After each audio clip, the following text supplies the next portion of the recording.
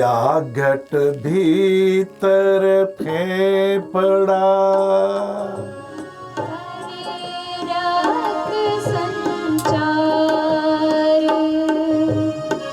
ये श्वासों का पंप है, मानव करे विचार नारायण, मानव करे विचार।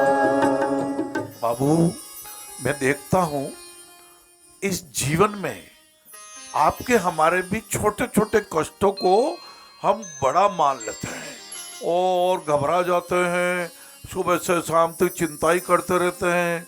हमारे प्रशांत भैया ने बताया कि एक गिलास को आप दिन भर पकड़े रहोगे तो बेहोश हो जाओगे।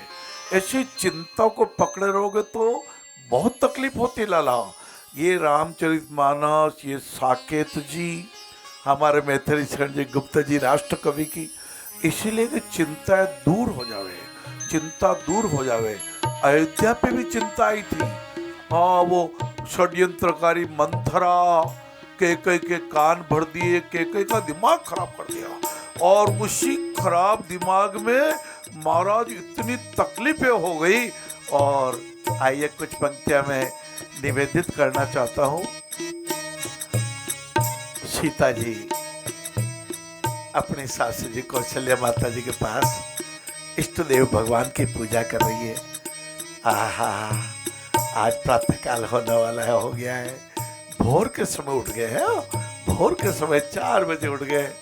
और दोनों इतनी खुश थी, आज तो हमारे राम जी का राज तिलक होगा, युवराज बनेंगे।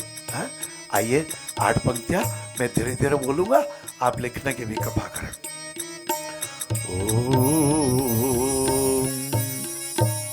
गोले गोले गोरी बाहें, दो आँखों की दो राहें, भाग सुहाग पक्ष में थे, अंचल बद्ध कक्ष में थे।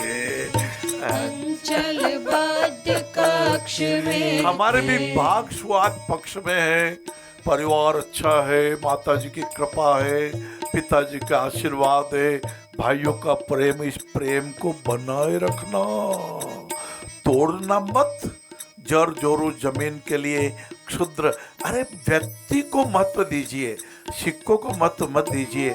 जहाँ भी व्यक्तियों ने सिक्कों को महत्व दिया वहाँ घरों में फूट पड़ गई, राष्ट्र कमजोर हुआ, हमारा धर्म कमजोर हुआ।